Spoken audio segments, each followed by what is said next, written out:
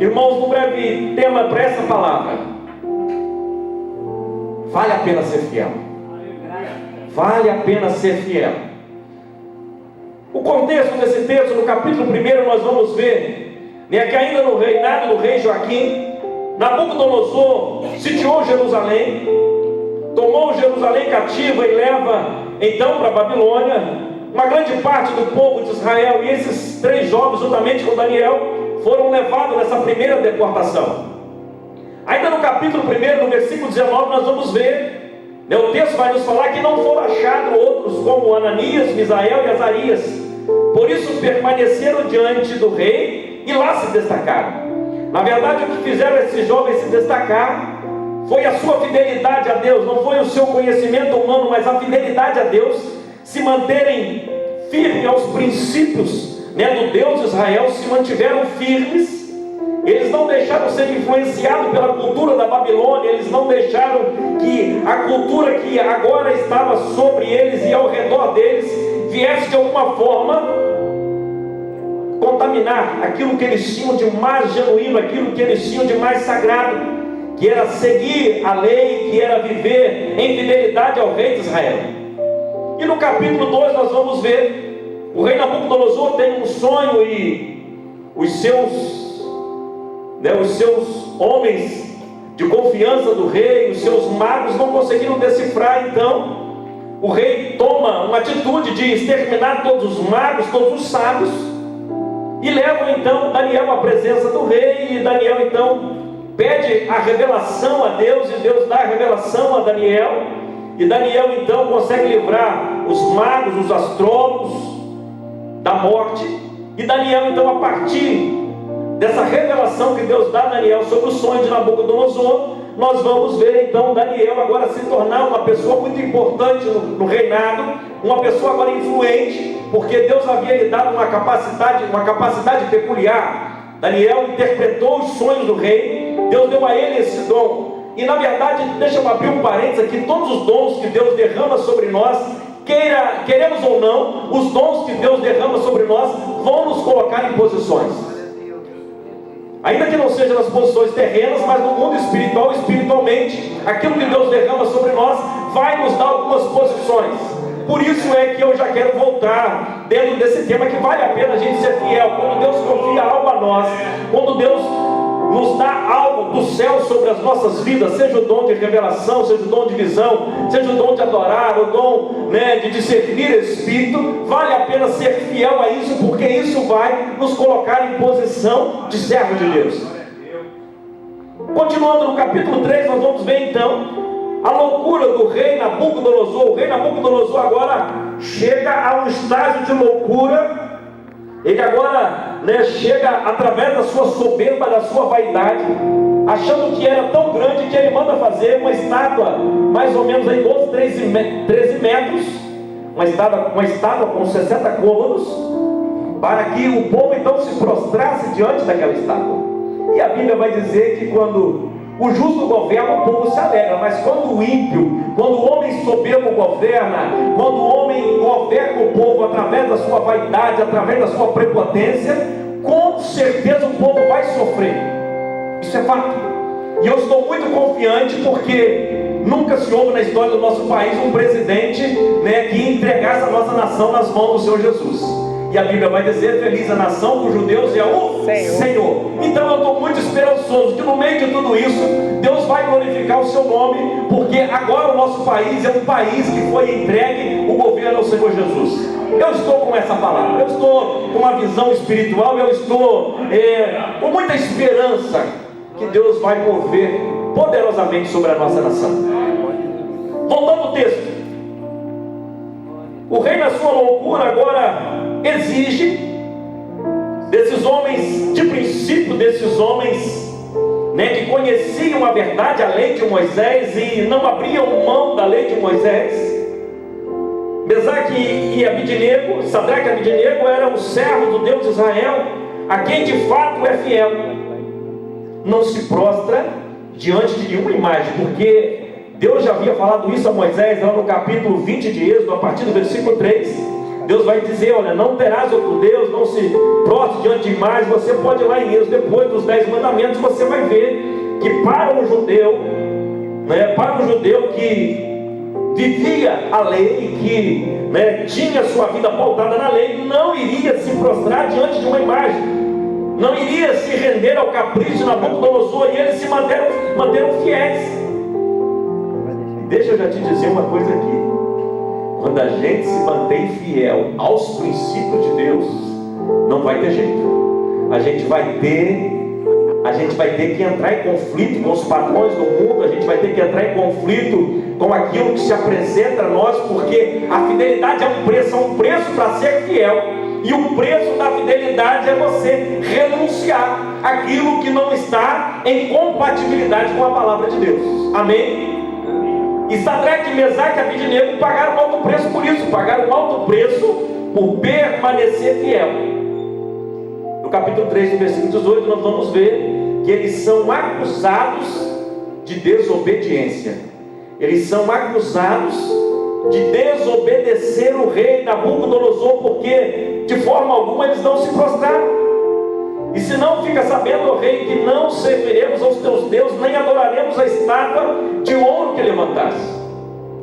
E o versículo 19 vai nos relatar que o rei fica furioso, o rei fica com uma ira tremenda, e ele manda aquecer a fornalha 7 vezes mais. A ira do rei chegou ao ponto que ele falou: esses 3 agora que não se prostraram diante de mim, esses agora vão ser exterminados, porque a fornalha, agora ninguém vai escapar dessa fornalha. Deixa eu te dizer uma coisa aqui, uma palavra profética a lançar sobre a sua vida a partir desse versículo. Quanto mais aquecer a fornalha, quanto mais quente tiver a fornalha, maior será o livramento de Deus. Amém? Quanto maior, vai tomando posse dessa palavra profética aí. E eles então, versículo 21, 22, 23, acompanhem comigo. E ordenou então, os capitães do exército, os homens fortes que tinha que lançassem aqueles homens na fornalha, e a fornalha estava tão quente que aquelas pessoas que levaram eles para jogar dentro do fogo morreram automaticamente. O calor do fogo ardente era tão grande que eles foram exterminados ali. Aí no versículo 24 nós vamos ver que então o rei Nabucodonosor se espantou e se levantou depressa e falou e disse aos seus capitães: não lançamos nós 3 homens atados dentro do fogo?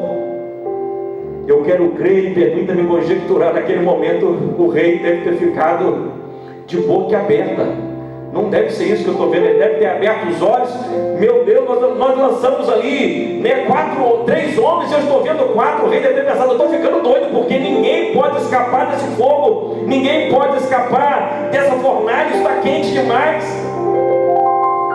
E o rei, para o seu espanto, ele agora não vai enxergar simplesmente 3, mas o rei agora vai enxergar 4. E o melhor de tudo, que o 4º homem que estava com Sadraque, Mesaque e Abidnego naquela fornalha, o quarto homem tinha um aspecto e é semelhante ao Filho dos deuses. Sabe quem é o 4º homem que se apresenta na fornalha para dar livramento a Sadraque, Mesaque e Abidnego? O 4º homem é o próprio Jesus, a manifestação do Cristo, que vai lá dentro daquela fornalha manifestar a sua glória. E aqueles homens que permaneceram fiel experimentaram a grandeza, o poder do nosso Deus. E deixa eu te dizer uma coisa, já no versículo 25, quando o rei enxerga 4, e o 4º semelhante ao Filho dos deuses, deixa eu te dar uma boa notícia.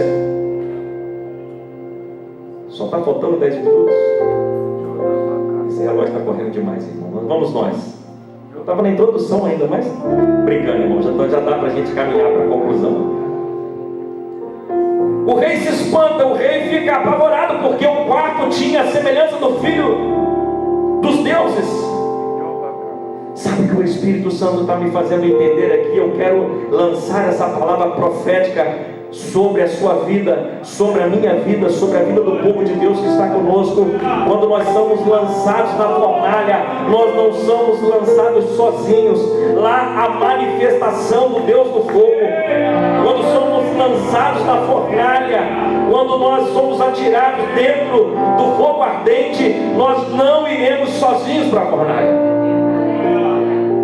Sempre irá conosco o quarto homem da fornalha, que é semelhante ao Filho do Deus Altíssimo, Filho do Deus Altíssimo, Jesus, que sempre está conosco, porque Ele disse que sempre estaria conosco. Nós temos muito, quando enfrentamos as nossas dificuldades, os nossos problemas. Mas eu estou passando na prova, eu estou passando pela fornalha. Glória a Deus. Glória a Deus, porque cristão não passa e não entra na fornalha sozinho. O texto está nos falando que o fogo não teve poder sobre esses 3 jovens fiéis a Deus. Meu Deus. Nem cheiro de fogo, irmãos. E deixa eu te dizer uma coisa: se tem uma coisa que impregna, é cheiro de fogo. Você acende lá para fazer aquele churrasquinho, né? E coloca lá o seu bife naquela fumaça toda lá. A carne já fica enfumaçada, você fica enfumaçado. Chega em casa com cheiro de fumaça, é algo que impregna muito forte. E quando o texto está nos falando aqui que nem cheiro de fogo ficou sobre eles, isso é extraordinário. Isso aqui quer nos dizer que verdadeiramente o nosso Deus, quando entra na peleja, quando entra na batalha por nós, não fica resquício nenhum, Ele livra mesmo. Ele entra na fornalha e entra mesmo, Ele nos dá livramento e faz tudo perfeito. Não tem como a gente desconfiar, porque Deus faz tudo perfeito. Poderia ter ficado o cheiro, poderia ter ficado as roupas queimadas, Deus poderia. Não, mas Deus livrou tudo que era deles. Sabe por quê? Porque o nosso Deus não é um Deus que faz as coisas pela metade. Quando Ele dá livramento, Ele dá mesmo. Quando entra de providência, Ele entra mesmo. Quando abre a porta, Ele abre mesmo. Quando Ele fecha mesmo. Quando Ele traz a existência, Ele traz aquilo que não existe, porque Ele é Deus, é o Deus de Israel, é o Deus poderoso. E o segredo de quem é fiel, que não vai entrar na fornalha sozinho. O quarto homem da fornalha sempre vai estar comigo e com você. O que nós precisamos é tomar posse disso. O que nós precisamos é entender que o nosso Deus não mudou. A maior das dificuldades, a maior dificuldade que nós temos ao romper as adversidades das nossas vidas que se apresentam diante de nós, é em ação. A maior dificuldade não está em Deus, porque Deus continua sendo o mesmo. Os maiores problemas é a nossa fé, a nossa pequena fé. A maior dificuldade são o nosso achismo. Você pensa que Sadraque, Mesaque e Abednego titubeou? Será que Deus vai nos lançar? Eles entraram com a perspectiva: se Deus permitir que esse fogo nos consuma, Ele continua sendo Deus, mas se não, nós vamos glorificar o nome dEle. E o que eu vejo nessa história, e eu quero aplicar isso na minha e na sua vida, quando Deus permite sermos lançados na fornalha, é para a glória dEle. É para a glória dEle. Se Ele permitir que o fogo nos consuma, amém. Mas se não, é para a glória dEle. Na vida de Mesaque, Sadraque e Abednego, esse acontecimento foi para a glória de Deus. O segredo de quem é fiel é entender que jamais estaremos sozinhos nas dificuldades que nós enfrentamos. Nós estamos vivendo dias onde nós estamos vendo uma multidão de pessoas que pregavam em nome de Deus, estão completamente desapavoradas, completamente trancafiadas, completamente, deixa eu abrir um parênteses, não quero que você seja negligente, mas eu quero que você entenda que você serve um Deus Todo-Poderoso, e que se Ele quiser te colher, não precisa da Covid-19, você deita e não amanhece, porque Ele tem todo o poder sobre a minha e a sua vida. Mas o maior mal de tudo isso que nós estamos percebendo é o medo das pessoas. E o medo está fazendo as pessoas se prostrarem. O medo tem sido a estátua de Nabucodonosor. O medo tem feito muita gente se prostrar. Mas eu quero crer que tudo isso que nós estamos vivendo tem sido uma oportunidade de nós nos levantarmos e confessarmos que nós cremos no poder de Deus, que nós servimos ao Deus que tem todo o poder na terra, no céu e até debaixo da terra. Filipenses 2:9 vai dizer isso. Nesses dias nós estamos sendo convidados a experimentar o poder, a fidelidade desse Deus. E o segredo de quem é fiel é entender isso. O segredo de quem é fiel é entender que você não está sozinho. É entender que Deus cuida de mim, cuida de você, que Deus sempre esteve com a sua mão poderosa sobre nós. Tudo que acontecer na minha e na sua vida só tem duas coisas. Para mim, eu creio dessa forma: ou é a mão de Deus, ou é a permissão de Deus. Para o Covid entrar na sua casa, vai ter que pedir permissão a Deus. É claro que você não tem que ser negligente, você tem que ser prudente, mas para ele entrar na sua vida, vai ter que pedir permissão a Deus. Não é teologia determinista, é teologia da fé. Ou você crê que Deus tem um controle sobre a sua vida, ou você crê que você serve a um Deus de meia batata. Eu não, eu creio que eu sirvo um Deus que tem todo o poder. E acreditar num Deus que tem todo o poder me faz descansar. Acreditar num Deus que tem todo o poder aquieta o meu coração, aquieta as minhas emoções. Eu me aquieto nele. Aleluia. Eu descanso nele porque eu sei que ele tem todo o poder. Eu tenho experimentado isso, eu tenho vivido essa caminhada. Por isso é que vale a pena ser fiel. E concluindo essa fala, no último versículo de número 30, acompanhe comigo.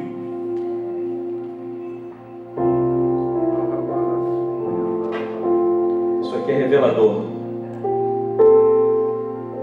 Então o rei, o que o rei fez, irmãos?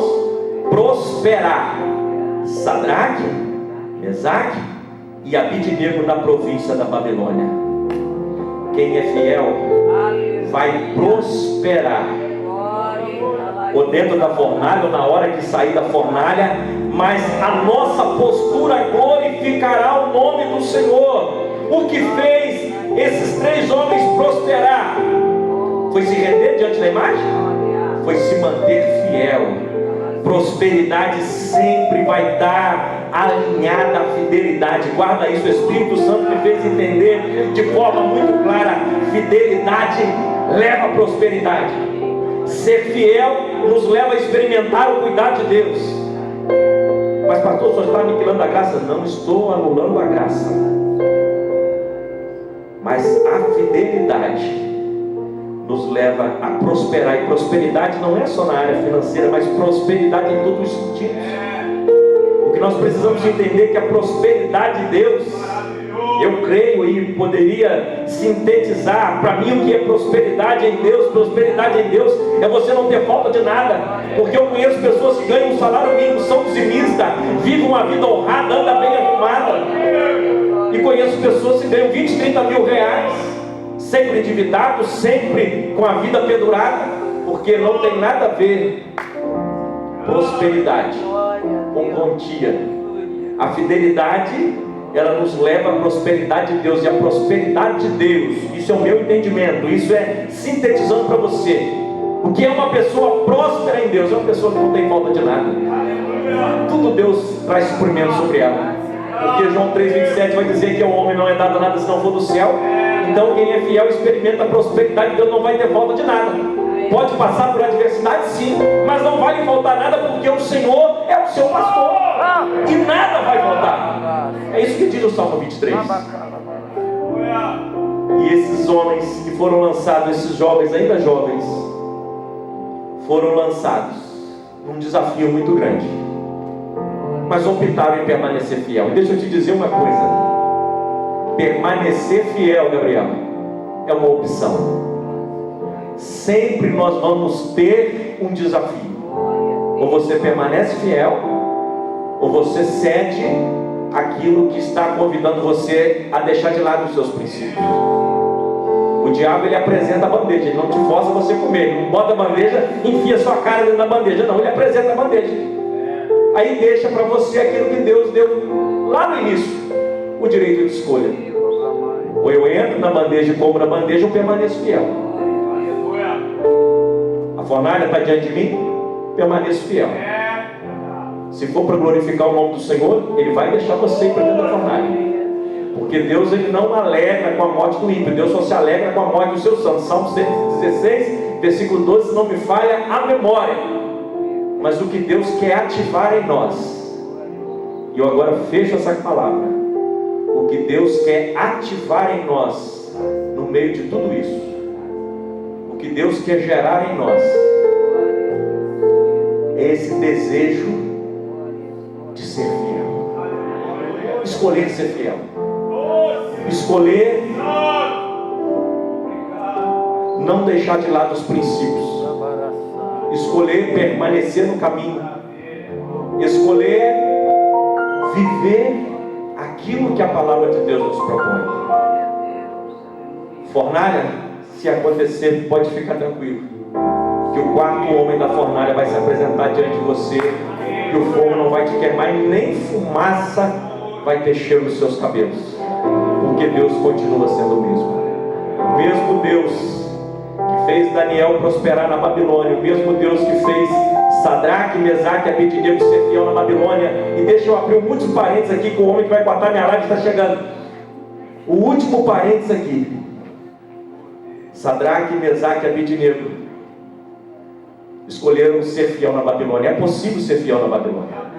A Babilônia representa já todo o pecado, toda orgia. Meu Deus. Tem muita gente dizendo assim: é muito difícil ser crente nos dias de hoje. Na Babilônia era muito difícil também, mas eles optaram em ser servos do Deus Altíssimo lá na Babilônia. Então é possível para mim e para você resistir. Sujeitai-vos, pois, a Deus. Resistir o diabo e ele fugirá de vós.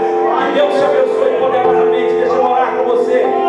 Oh, eterno e bendito, nós sonhamos nesses dias, Senhor, com uma geração fiel, uma geração que não vai se render aos princípios malignos, uma geração que vai sujeitar-se ao Senhor, vai resistir o diabo, e o diabo vai ter que bater em retirada. Senhor, enquanto muitos estão dizendo que essa geração de cristão é a mais fraca de toda a história, eu não creio nessa palavra.